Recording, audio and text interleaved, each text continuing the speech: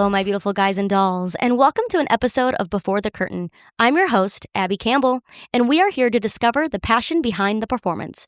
Artists of all backgrounds will share their stories about what it takes to create, survive, and thrive in the competitive world of entertainment.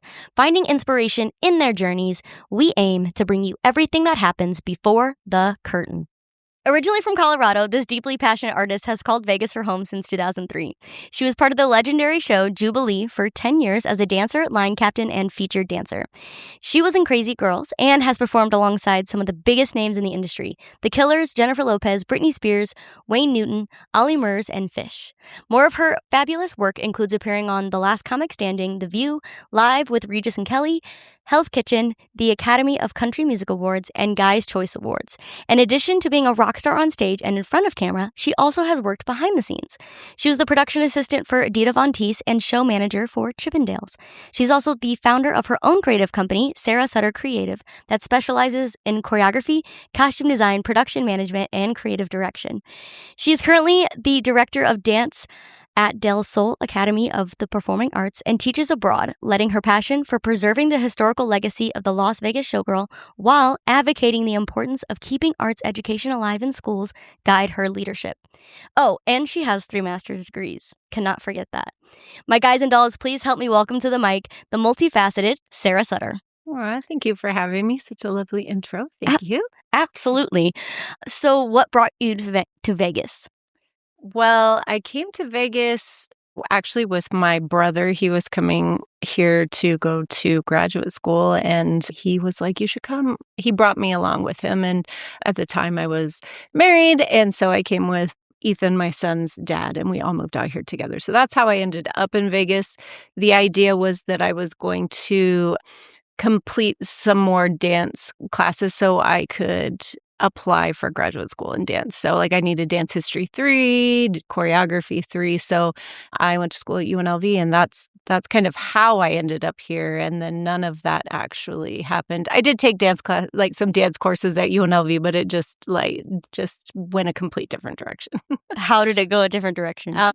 I lived next door to a dancer in Siegfried and Roy, and she wanted to audition for Jubilee, and our kids were friends. So that's it's like, oh, the neighborly thing, you have kids, I have kids, they look like they're about the same age, let's be friends. And then she found out I was a dancer, and she said, hey, will you come to the Jubilee audition with me? I was like, sure. And I knew about Jubilee because my mom, she would bring us, we'd come to Vegas from Colorado because it's about 7-8 hour drive here. So we would come, and she always was really good about taking me to see shows. And so I had seen Jubilee. So I thought, if there's any show I would want to be in, it would be that. And even more of a connection to Jubilee in college, I took class at a dance studio outside what I was taking in college. And the studio owner's daughter happened to be in Jubilee at the same time I saw it. So there was this whole connection thing so I said, yes, I'll absolutely come with you to that. And I booked the job, and then the rest is history. I love that. So throughout all of you've done so much, and as much as I want to ask about it, I also have yet to find somebody who at least seems like we haven't had the conversation just yet, and that's why I'm excited for this. Haven't met anybody who has such a deep passion for the history of the Las Vegas Showgirl. How did that come to be? I think it came to be was from when I auditioned, because you would go the first day and you would audition, and it's fine. They tell you, I think it tells you to wear, the audition call told you to wear a leotard, fishnets, bring ballet shoes, and heels, character heels. So I did that. I knew nothing about makeup. I wasn't a competition dancer. I was from a really small town, and my dance teacher had passed away. So it just was I was going into this knowing nothing. And you make the cut on day 1, and you come back day 2, and you have to audition with the cast. So in Jubilee, every 6 months, you had to re-audition to keep your job.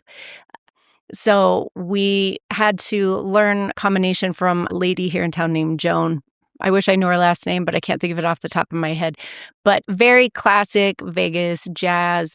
And I am with these women, and it is bra in G, rhinestoned, lipstick, earrings, lashes, and I think I just fell in love with it in that moment. And then, of course, here I am in like my two-piece bathing suit, not looking glamorous with them at all. And my friend actually somehow got a copy of my audition. Like, I have a DVD of my audition, and I have no idea why they hired me. I look so out of place. But that was like when I fell in love with it. And the more I would spend time getting to know Fluff Laco and Diane Palm and just hearing the stories. And then after that, it was like as much information as I could grab from anybody. And I can go on and on and on about it forever. So you probably will have to cut me off.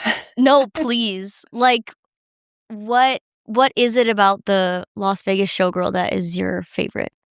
The glamour of it, but Okay. also like the mystery of the showgirl. Fluff used to always talk about that we're mysterious in the way that we all are our own unique personality, but once we wear the same makeup, our hair is up inside the hat, so you can't really tell who we are. But my brother used to say when he would come to the show, he would have a hard time finding who I was, but he once told me he could tell by the way I hold my hands which one was me. So it's kind of the mystery of the showgirl and the costumes that I got to wear in Jubilee. I was so lucky because I was a swing for the whole show. I wore almost every costume in the show and took a picture like in every single costume I could. So I think it was just like the glamour. I'm from like a town of, maybe the town itself had 8,000 people. The whole county had 11,000. So it was just a whole new life. And I always felt like I had to shrink myself because I was tall, like so much taller than everybody because I'm 5'10". And then you get here and the showgirl is tall and I'm actually I was short in Jubilee. And so now it's like glorified, like the taller you are, the better. And now I'm not leaving the house, not in heels.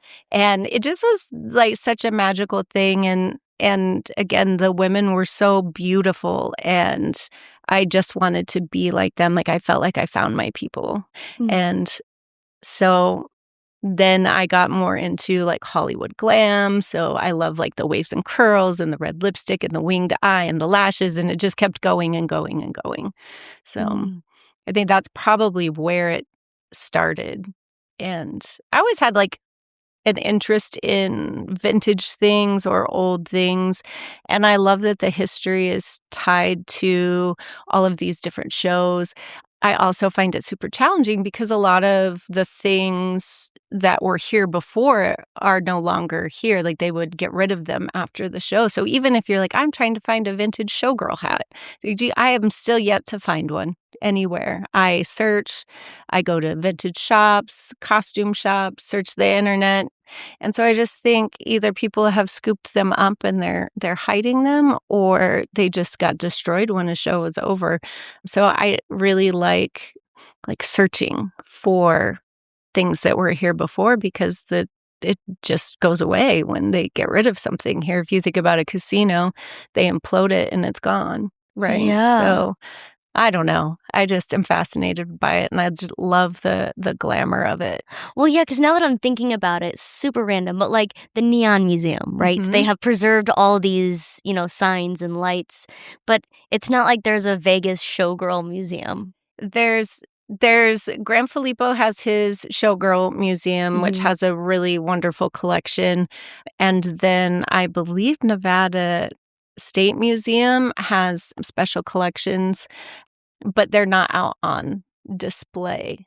So yeah, it is interesting that things just have gone, but we associate the showgirl here. But if you look at the old Hollywood movies, like I think of Lucille Ball and like the big pink feathers and she rides in on the horse, like that's a showgirl headpiece too.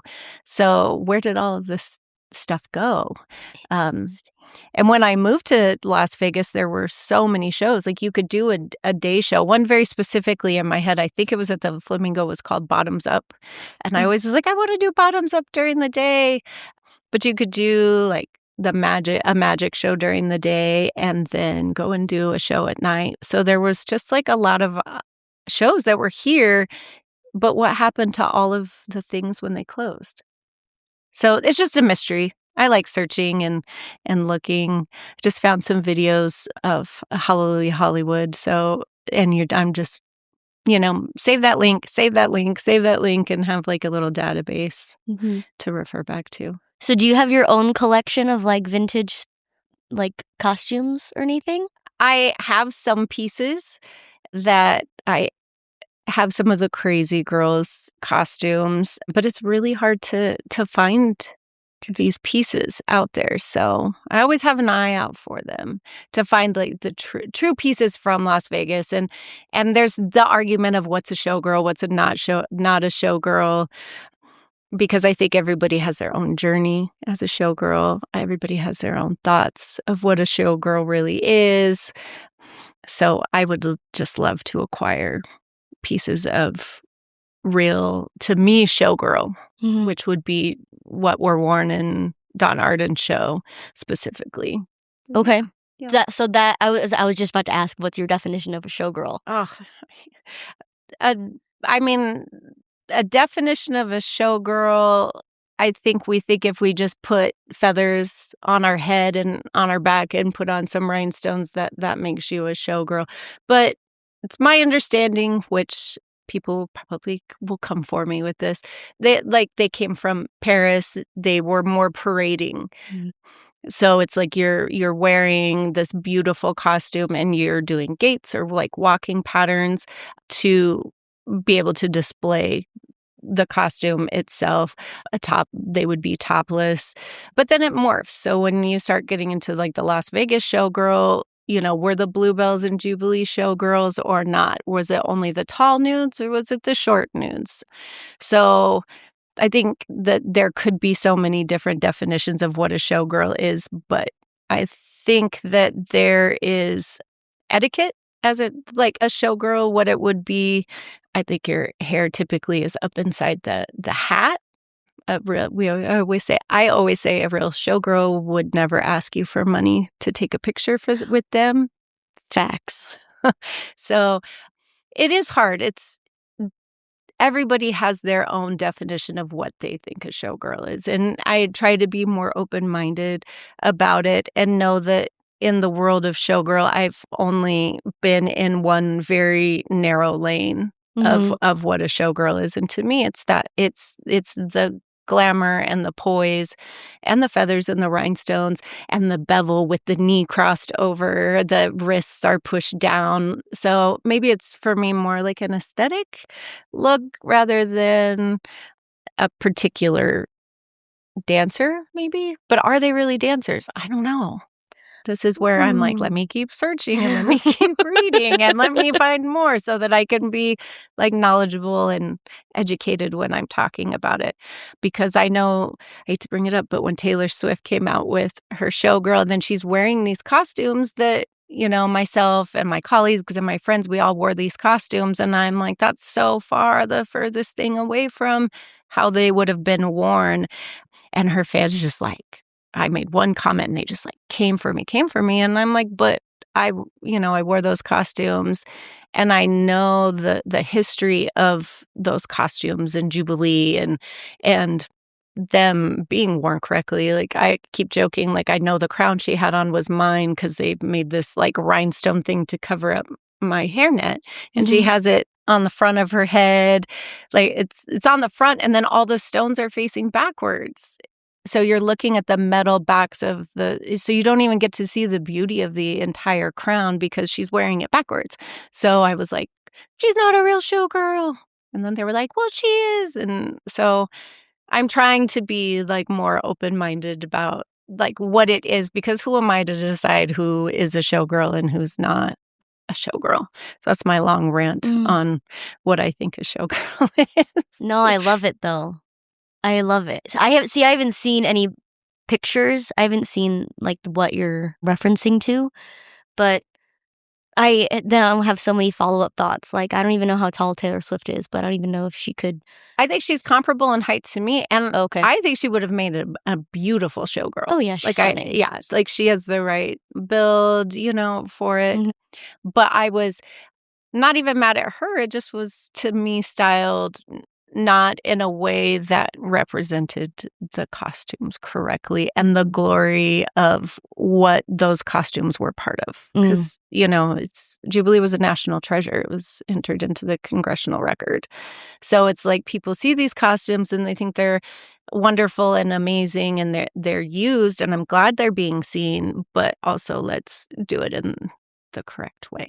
Right, which will tie into, like, it's cool to then see somebody like Dita Von Teese kind of come in, and from everything that I've seen and heard, like from Furley, the one of the choreographers, this like way to pay homage to the Las Vegas showgirl essence and energy, as well as bring burlesque and modernize it, I guess, in a way. What was it like to work with Dita Von Teese in that and trying to preserve the Las Vegas showgirl? I loved the time that I spent with Dita, and that I would like to say we're still friends. We chat a lot.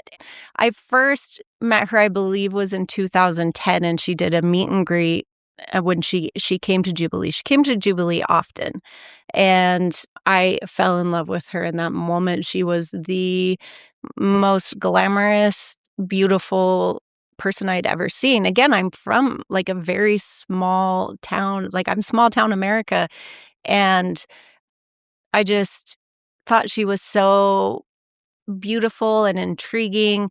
And as we started seeing, pictures or hints that maybe she would be using the costumes, and I always thought like she would be such a good person to do that. And I always think if she would have been the person that they brought in to update Jubilee, maybe we wouldn't be in the space we are now, but here we are.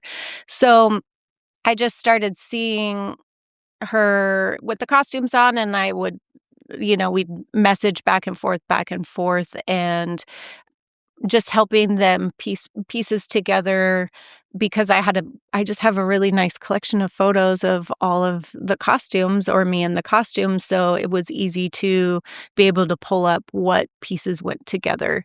And then we were talking about, she was wearing the big white backpacks, which are so heavy, and the skirt is so tricky, that I just was giving her some like tips on like, you have to kick the skirt out when you like take the step down the stair, and you're almost like your back leg kind of always stays bent when you're walking, when you're coming down the stairs to give you stability. And it just kind of turned into me just doing some more things. And she asked if I'd be interested in taking notes for the show. So I got to see the show every week. And because I was so familiar with the costumes and also familiar with the stage, that it was easy for me to help give notes for the show and just help out in that way. And so I got to work with Furley, was one of the contacts that I was with. And then she had me come in for a private audition, because she had wanted to have a Jubilee dancer in the show. And I was out of the country her first audition. And I have to say, I wouldn't say it was the hardest audition I've ever done, but just the amount of detail that you had to do. And you had to be so versatile to be able to complete the videos and the audition. So I came in and did an audition with Wyatt and Furley, and ultimately they ended up going with two other dancers. One was a Jubilee dancer, but I am super grateful for it because I accomplished it. I finished the audition. Yeah, you did. Because, aging and dancing is really just like its own wild journey that we could talk about later. But because of that, I think that was like a really nice gift that I got, because that led me into this other part of Dita's show, which is working behind the scenes with her and her production team to help just navigate, anything from like wearing the costumes properly, or what goes together, what doesn't go together, things like that. It must have been so thrilling to be that person that Dita asked to like kind of make sure things, I'm going to say, are accurate, but like take notes in regards to how to wear the costumes. Yeah. I think it was nice that she could trust me and that she like valued my opinion and knowledge. She is just the most eloquent and she loves history so much. And I think that she does a good job while it's putting the costumes and I don't want to say it's changing the showgirl, but it's just presenting her in a different way, that she has a lot of care and compassion about how she's doing it. And I just felt for me, not that I have any ownership over anything, but that it just always felt good to know that it's in her hands. Mm-hmm. Which is something I'm just trying to like let go of like this ownership. Like I have this over, this is a time that it should be just so. And really when you take a step back, it's like such a small little blip in the world. But to a lot of us the showgirl is like really, really important to us. And it just was a wonderful time in our life. So it's hard to like when you see it not the way you want it to be done.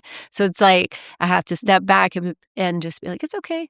Like let people do it, but represent it in a way that is accurate to who we were specifically if you're putting the costumes on and pretending to be a showgirl. And I say that has nothing to do with Dita's show, but like The Last Showgirl, it's a wonderful Hollywood movie, but that wasn't any of our lives.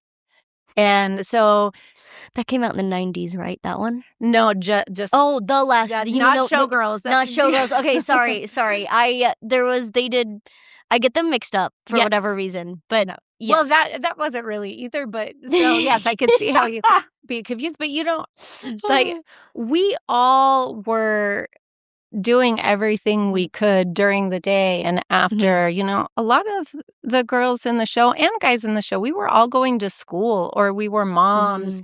And so when Jubilee closed, absolutely it was heartbreaking. It was sad, but we all have gone on to these like amazing things after, I think Stephanie Bell Kelsey, like she's working on her master's degree in nursing. She owns her own business. Laura Preister owns her own business.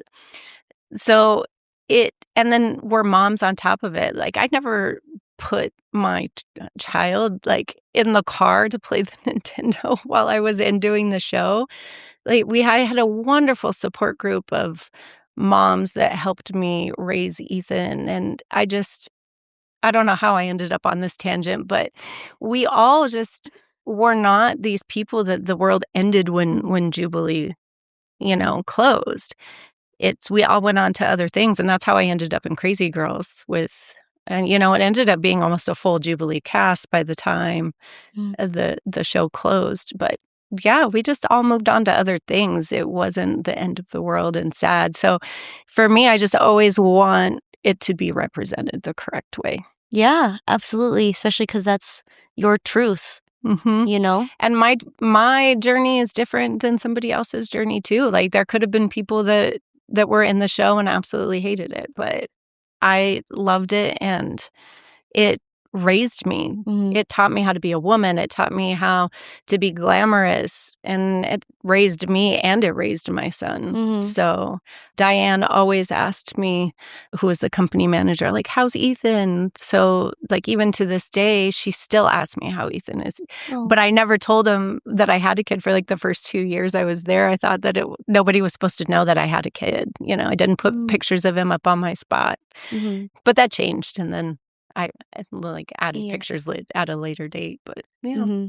I also haven't seen The Last Showgirl, but from what I have been told, it's not completely accurate to the experience.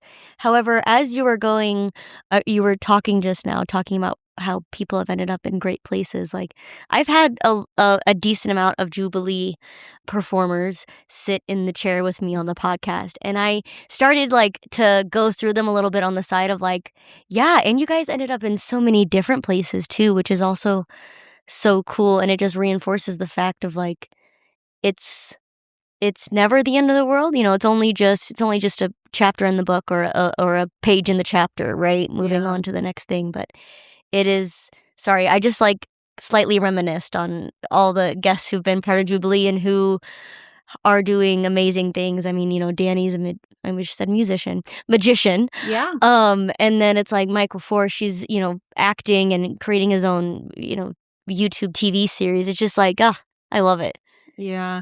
And the cast was so big. It's funny. There's 85 people. It took almost 200 people to run the show. And then we had contract changeover every 6 months. So there were so many people that have been part of that show. Like, it's just hard not to come across somebody that wasn't in it in its time. So, and just one last thing about the last Showgirl. The one thing that they did get right in the movie is the camaraderie and the family that show business just all together has. And I had that in Jubilee, but I also had it in Crazy Girls. Like, we really did take care of each other, and we hung out with each other on our days off and things like that. So I did want to say that was one aspect of it that they really nailed, was the love that we had for people in the cast. So I love that. So I'm going to jump around a little bit. At what point in your journey did you want to start your own kind of production company or entertainment company? Not until after Crazy Girls closed. And actually, I don't feel like it was really on my radar. It's funny. I was always like, I'm going to be a professor. I'm going to teach dance at a university. And then I became a performer, and I'm like, all I want to do is perform. I want to be the person. I don't want to be a choreographer. Just give me the choreography. Just let me do my thing. And then when some people started reaching out to me like, hey, can you do this? Could you put this together for me? And then I was having to rent costumes. And I said, but well, what if I got my own set of costumes? And I had like this vision, like this idea of what it would be. And I just started moving towards it. Like, I'm having an apparatus made for like a specialty act. So I think as performers, we're always like, what's the next move? Or how can I supplement my income? Right. So I don't think I ever was like, I'm going to have my own company.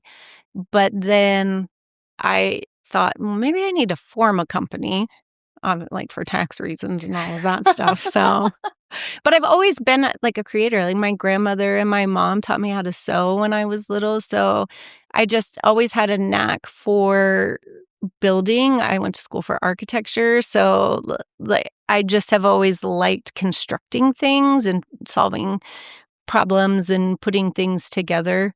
So when I wasn't able to find, I really love restoring things. So I wanted to get old pieces and restore them, but I'm having a hard time finding pieces to do that. So I just was like, I'll just make my own. And that's how it started.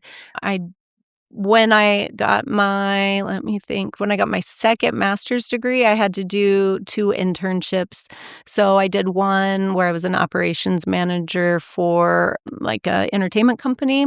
And the second one I did was for a digital media company. So I worked remotely, and that's where I really started learning about social media and working on the back end of it. So you're designing the content for companies and creating their brands and kind of being like publicist for them.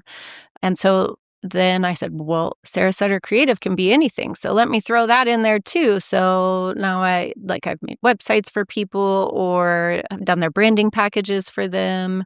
So I don't know. I just have this, sure, let me try that. I'll try that. Oh, you need me to do that? Okay, I'll do it. So that's how that happened. I wish it was a better story. I just kind of like made like a salsa of creative things and decided I would have Sarah Sutter Creative. I think that makes some of the best performers or people or creatives is like, yeah, what do you need? Nope, never done it, but I'll figure it out by tomorrow. Yeah. You're right, I'll be there on time. Yeah. And then you're like, okay, great. Never done this before, but we're going to see how it turns out. We're going to see how it works. I know. I'm like 2 days away from learning how to weld, I swear. I'm like, I need somebody to weld something. Well, I guess I'm going to learn how to weld now. So, you know. Okay, super random side note, but I was at an audition, not even 2 weeks ago, maybe? And it was funny because they were asking each group after the combo, like, kind of special skills, like, what can you do? And I was like, you're in Vegas. Do you know how long that list is going to be for every single person in this room who's native to Vegas? Because we do everything.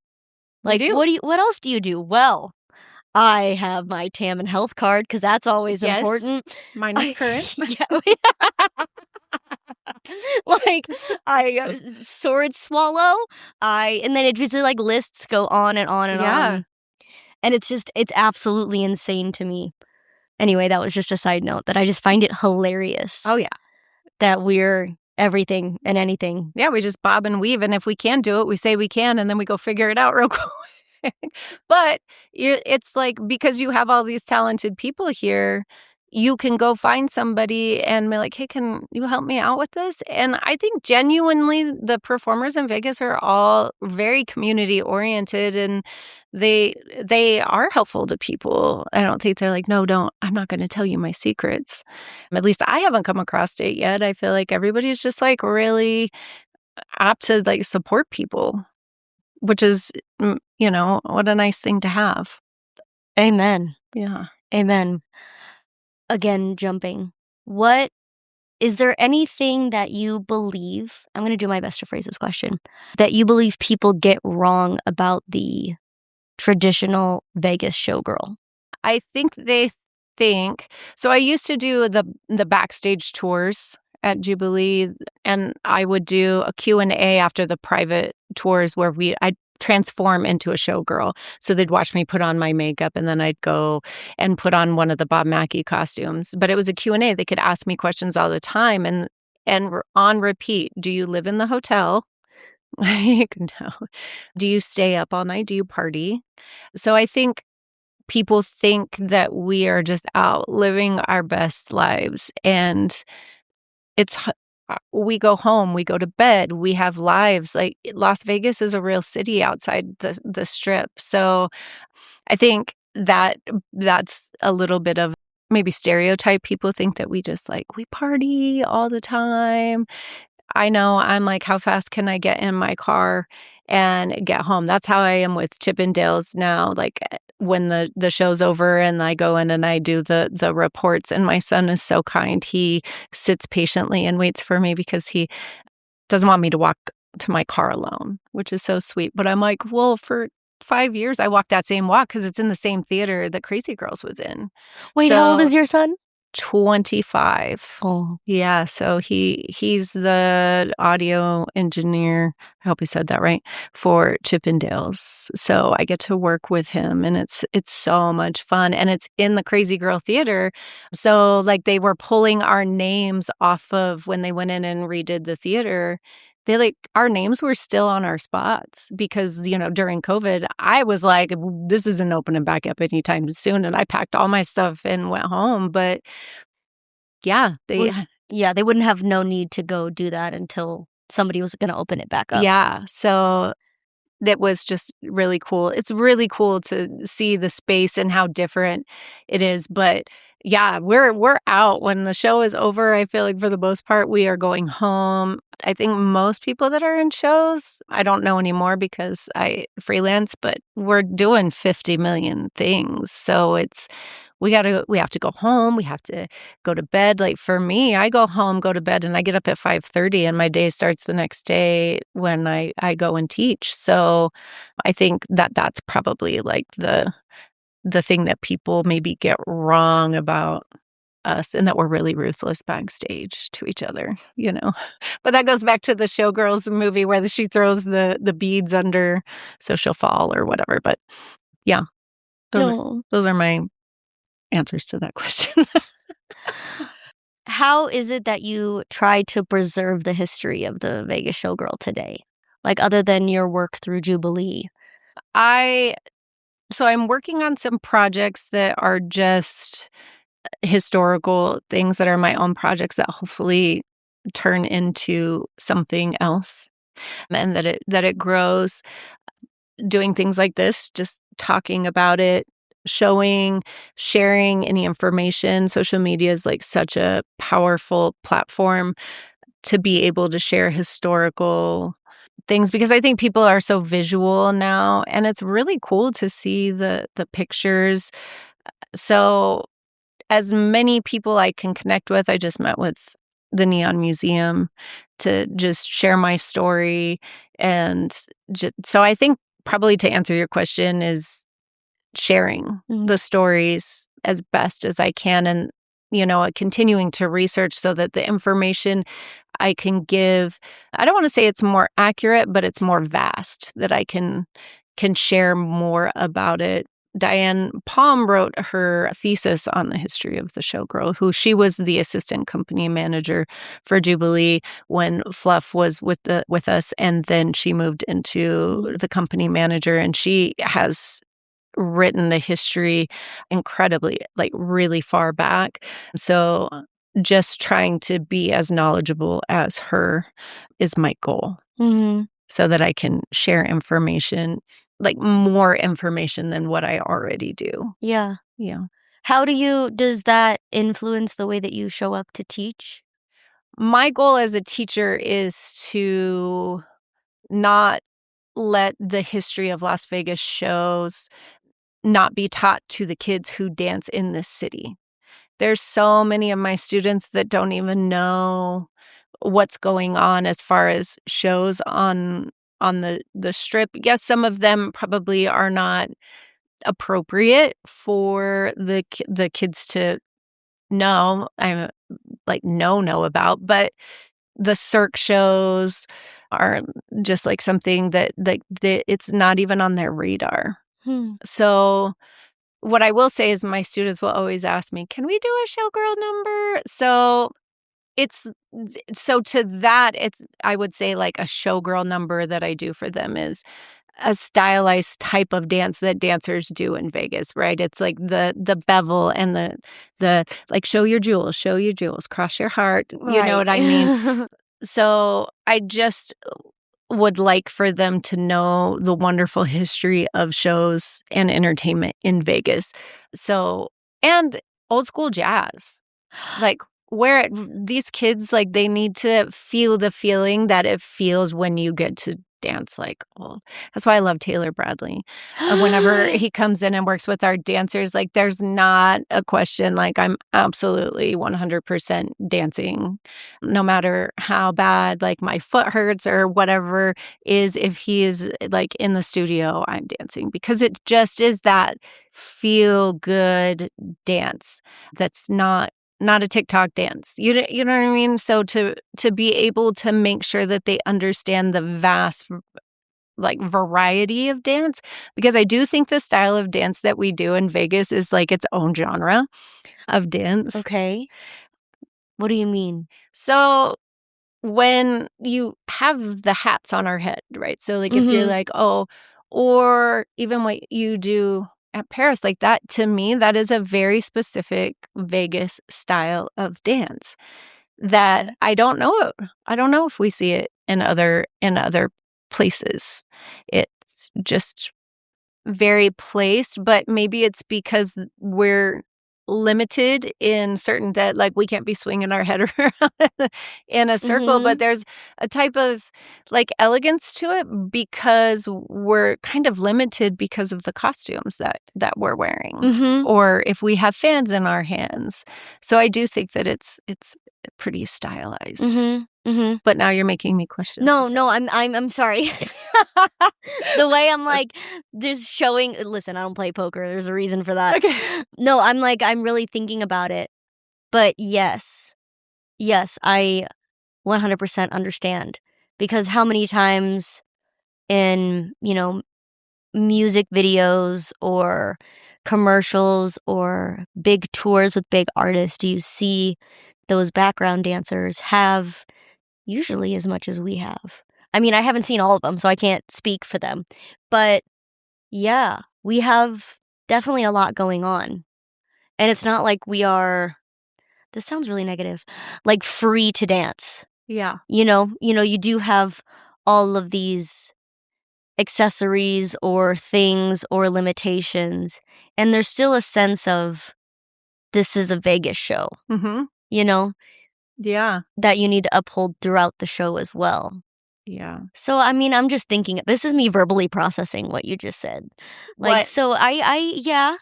Let me give you like a little Yeah. bit more to process. Oh. So I was super, super lucky that I got to go to LA to work on the Guys' Choice Awards with Nappy Tabs, Tabitha, Napoleon, and So their fun. assistant Kyle, or their assistant choreography Kyle. And they sent me with all of the Jubilee costumes. And I think that it probably was the first time that they really were taken out and used after the show closed.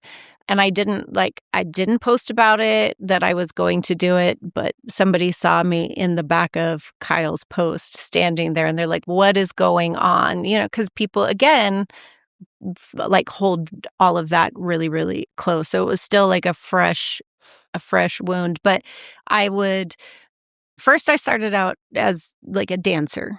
And it was very clear that I'm not gonna lie, I'm not a hip hop dancer. Like it's if you couldn't tell. But that's what they were lending toward, and they had the costumes in the studio, but I would be like, we can't do that in these costumes. They're gonna have like a 3-foot hat on their head, and then they're gonna have cuffs that are 3 feet long. So then my role started to shift and change. So now I was standing with them being like, you can't do that in that costume. And then we worked on a piece for Robin Thicke for where they were using the red fans. And it's just something like, you have a right hand and a left hand. You have to make sure you're holding them the right in the right Yes. hands. So then how do you flourish? So then again, my role again changed. And so I ended up not being a dancer at all. And then the costumes didn't fit. So because I spent so much time in the wardrobe department after the private tours, there wasn't enough time to go home. So I would go and sit up in the costume shop with Marius and all of the ladies that were rebuilding the costumes. So I knew how to adjust the costumes. So now here I am, I'm in LA, and now I'm adjusting the bras and helping them adjust the G's to fit the girls. So what took me down that road to tell you, here's some more for you to think about. When you take it outside of the realm of people who know how to wear the costumes, it's like you're not even thinking, of course we can't put our head down like this because they've never had the costumes on.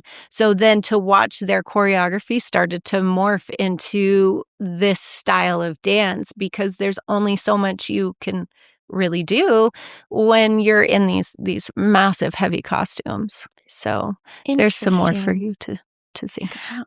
That's also so cool that you were put in that position at Jubilee to be able to go sit with the wardrobe department, you know, in between the tours and the show, to learn all that, and then to be brought, because I'm assuming they didn't bring any wardrobe people who kind of specialized in those costumes. Yeah. It was kind of just you. So I think I said this in the last guest that I had to, but I love stepping back whenever my guest shares a story, and I'm like, that's so cool how you were put in such a perfect position at Jubilee in order to help facilitate that performance, because without you, it probably would have been not great. Yeah. There's no way it would have worked out very well. It wouldn't. Very well. Ooh, sorry. There was a lot of I did get a lot of backlash because it was the first time people were putting different costume pieces with different costume pieces and like the headdresses and what? Yeah. Okay. But it was out of my control, like out of my control. But it turned out fine. I do look at the pictures of me because from that time, you can easily Google them, and I'm like, oh my gosh, what did they put together?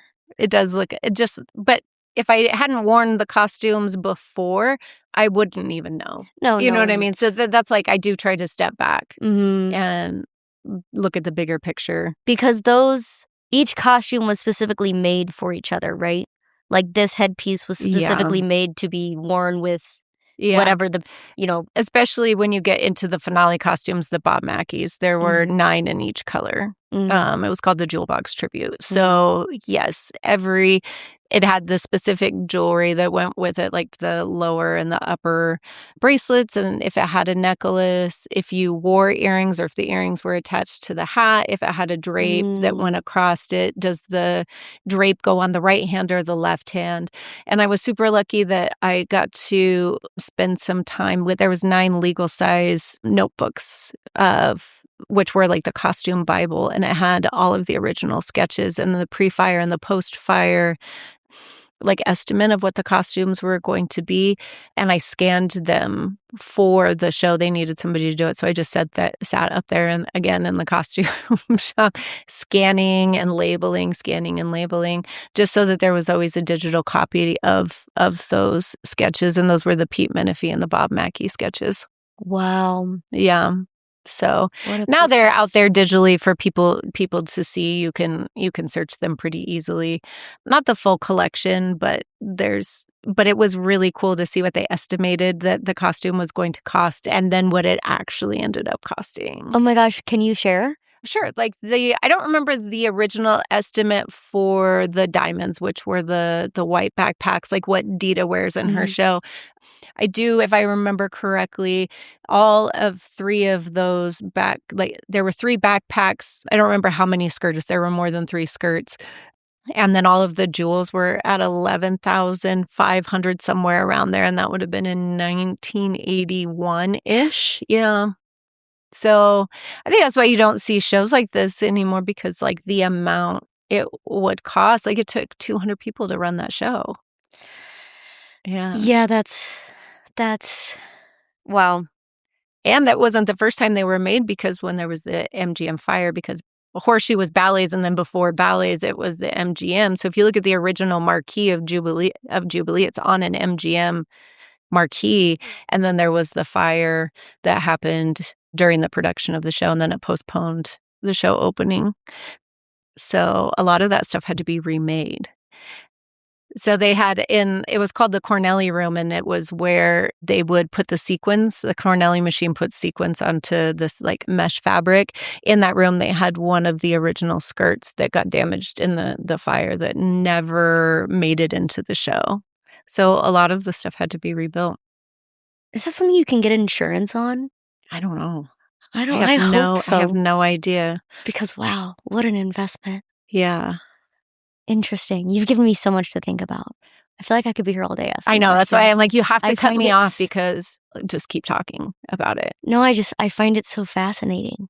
But anyway, before I forget, because it's on top of mind, what is your funniest story as a performer? Oh my gosh.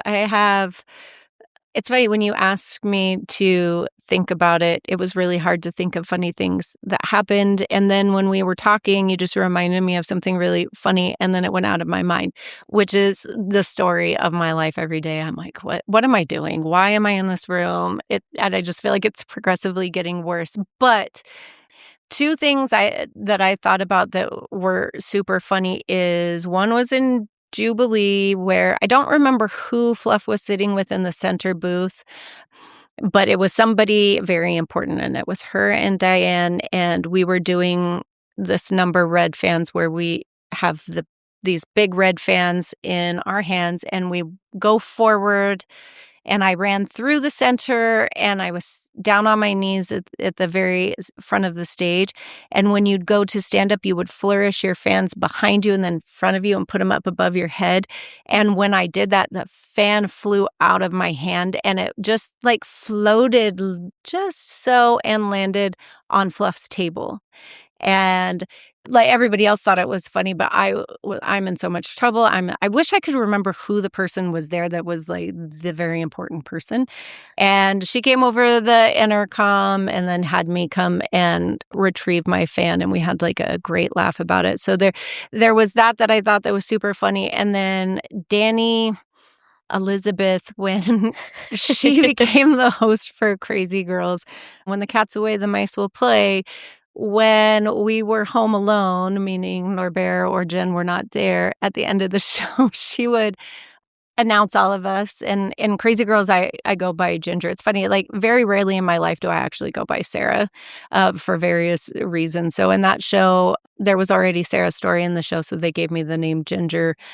And there was a point where everybody else kind of had like different names. Like someone was named Cinnamon and someone was like Portia. And Danny would just do this thing when the show was over. She would call out random names that were none of our names. And you had to step forward and like take a bow. And she called out, I don't know what got it for this age. She called out Samson and then Delilah, which was one of the acts in Jubilee. So someone had to step forward and be Samson. And so, and we never knew it was coming. She would do that, and we would, tears would be coming down our face because we would be laughing so hard. But that's like one of my favorite memories of just laughing so hard was her doing that to us. But I wish I could remember the other one I was thinking of earlier that you reminded me of. I was like, oh, that was really funny too, but it's gone. Oh my God, that's so funny. I love that so much. But like, was it always in a specific order? No, or like she always went left to right or right to left, or like? I think it was random. I think she had some type of order, but we had swings in, so okay. It could be maybe she would place somebody in. Honestly, I don't remember, but I just know that we would, and it would be the most ridiculous names too. That there's nothing that would identify any person from the name that she just said, and we would step forward. I don't even know if she remembers doing that to us, but I very specifically remember Samson and Delilah being like one of the names that she called out. Oh, I love that so much. There's nothing I love more than playing pranks and jokes on your fellow castmates. Yes. I mean, but they used to do things that never happened to me. They'd put like we wore this unitard. We called it the scuba suit, where you'd put the unitard on first and then put your shoes on. And they would put things like nerds in the bottom of people's. It was a quick change. So there you would have to do the number with nerds in. I think they put tampons in people's fingers before because it, like, I don't know. Or maybe down in, actually, we didn't have fingers on that. It had to have been in the bottom of the feet. But yeah, just pranks. Oh, I love it. Pranks like that. I love that so much. Yeah. So do you plan on taking all the history you know about Las Vegas Showgirls into like one aspect, like a book or like, I don't know, website or like anything of that sort? My dream is to make a documentary, but more so on, I have this very specifically interviewing the showgirls that is just like the story of who the showgirl like really, really is. And I had put out survey for just people to pass around of like who would be a really good, like who's someone's story that you would really want to know. So I got just some amazing responses back to that. I came to Vegas at such a cool time. I booked my first show in 2003. And so I do feel like I kind of was in the middle of a lot of really poignant people. Like Linda Green was still in the show. She's like in the Guinness Book of World Records for being like the longest running showgirl. So she taught me my first principal number. I have a pair of her shoes still that got passed down to me. So I think that I'm really lucky that I know a very wide generation. And then like now I've got to know you and like the younger dancers, the dancers in Dita's show. So I just feel super blessed that I know a lot of people throughout the generation. So that's my my really ultimate thing. But the more I talk about this with people, I really think that finding out what it was like being a kid. Like my son has the coolest story, and I'm always like, what the heck was it like growing up with me as your mom? Like, holy crap. And his best friends, their mom is one of my dear friends that She was a singer with me in Jubilee, and our boys are still friends, and we're still friends. But what is it like to be a child of a Vegas performer? Because it's wild. Like, some of the stories I have about Ethan and the questions he asked me, and just like are not questions normal kids ask. Wait, like what? Like, he loved Phantom of the Opera, so we used to do a ticket exchange, and so I would take him to every time we got tickets, I would take him to that, and I very specifically remember going into the parking garage, and that, it's been there. This ad has been driving up and down the strip forever. It's like same girls, they just update it when it gets too faded. It's like Hot Girls Direct to You. Yes. And it's like the three girls. I know exactly what you're talking about. Yes. So we're like at the light and it drives by, right? And so we drive into the parking garage, and he's probably going to kill me. And he takes his hands and he goes like this. And he's like, "Mom, like, how?" On his shirt? Like, Or like just like holding it in front of him like Okay. this, like I'm like Okay. going like this. And he said, "Mom, how do prostitutes not get pregnant? Do they get their tubes tied?" And he was doing this with his tubes. And I just like had like where How old was he at the time? I would say 7, 8 years old. I just feel like we're just they're exposed to other things. Ethan just knew, like, I have to go to this rehearsal. You have to come. Or, we go over to year round surrounded by beautiful women. We couldn't have tan lines. We're going swimming. So like we all were in like the smallest bathing suit possible, and we had our kids just swimming around like it was no big deal.